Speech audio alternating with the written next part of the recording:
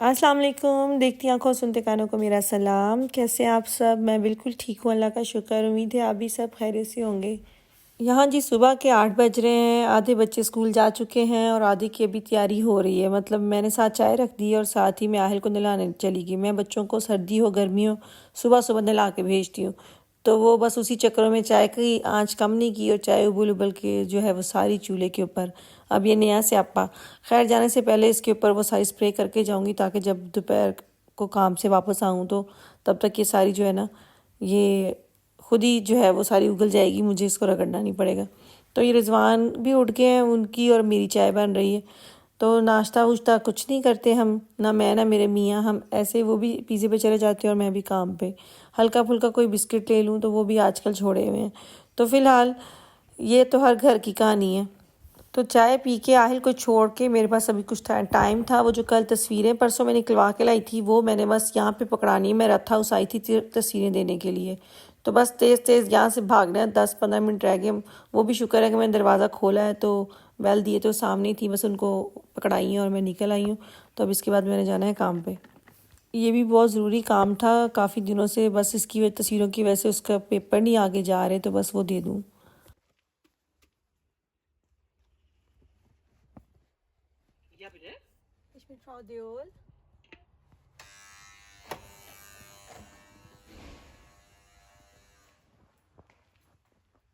हमारे रथ हाउस में आपको कोई भी काम है, आपको तरमील लेने की ज़रूरत नहीं पड़ती, मतलब अपॉइंटमेंट की ज़रूरत नहीं पड़ती। आप आएँ, बेल दें, दरवाज़ा खुला नहीं होता।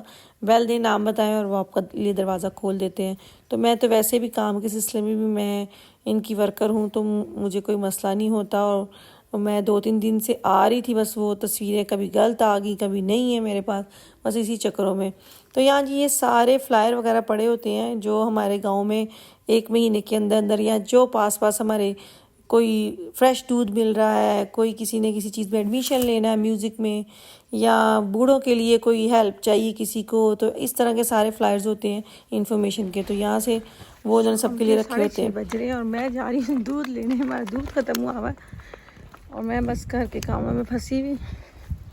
अब बस जल्दी से जाऊँ, दूध लेके आऊँ, फिर आके देखते हैं क्या करना है। खाना बनाने वाला है अभी, बाकी तो सब कुछ सामान आ गया था, बस दूध रह गया था, बस वही लेने जा रही हूँ। और सुबह से बारिश ही नहीं रुक रही। हो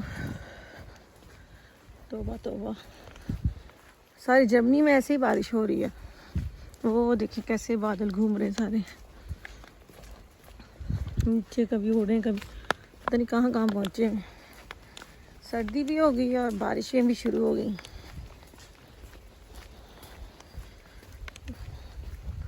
चले चलते हैं मार्केट और लेके आते हैं दूध। और मैंने दूध का 1 डब्बा नहीं, मैंने दूध के 2 पूरे किस्ते उठाने हैं, 24 लीटर। फिर 2 हफ्ते गुजर जाते हैं, बल्कि 10 दिन गुजर जाते हैं। चाय बनती है 2 टाइम, बच्चे पीते हैं, सुबह स्कूल पी के जाते हैं और बस आहिल पीता थोड़ा सा, बाकी इतना दूध इस्तेमाल नहीं होता।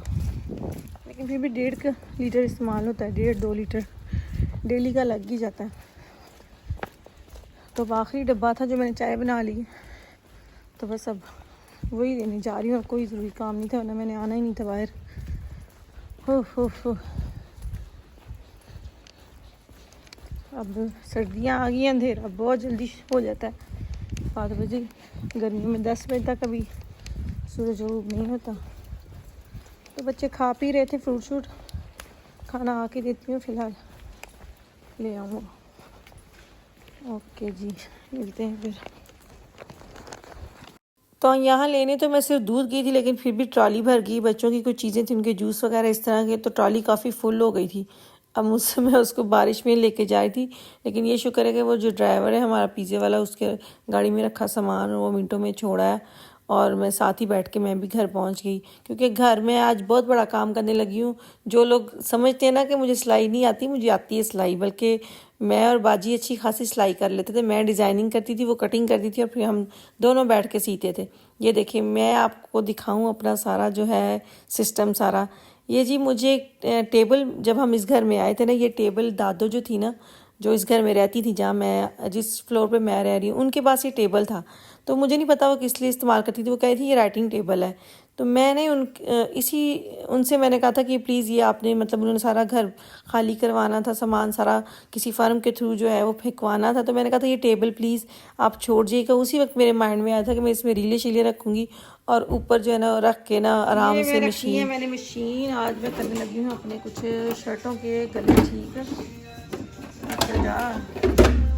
तो ये मुझे किसी दोस्त ने दी हुई है, इसी से मैं काम चलाती हूँ। आज मैं क्या करने लगी हूँ जी, आज मैं 3-4 गले ठीक करने लगी। जो कितने छोटे गले मैं नहीं पहन सकती, इनको मैं करूँगी बड़ा कटिंग करके।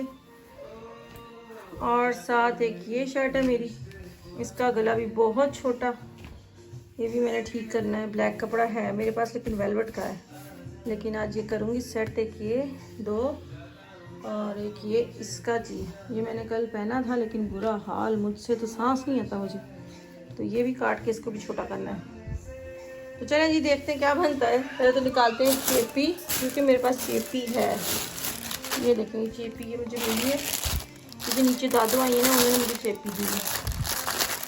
तो मैं अब इसको खोलती हूँ। मुझे किसी सारी चेपी, कलर की तो खैर ख़राब है, लेकिन ये है कि गले तो बन जाएंगे ना। तो चलें जी करते हैं जुगाड़, या तो आर या पार, देखती हूँ। नया सूट है बिल्कुल, लेकिन चले कुछ नहीं होता। मैं कटिंग करके सेट करती हूँ, बाजी से फ़ोन पे बात करती हूँ, साथ उनसे पूछती हूँ और इसमें लगाते हैं जी मशीन से। बड़ा साथ ही है इसने मुझे, 3-4 साल से ही मैं इस पर चला रही हूँ इसको।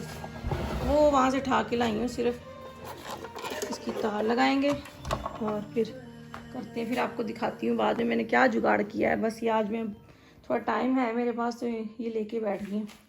अच्छा ये दुपट्टा देखिए, मुझे दादू ने दिया, इतना प्यारा दुपट्टा शिफॉन का। ये देखिए कितनी प्यारी शिफॉन है और बहुत ही लंबा है।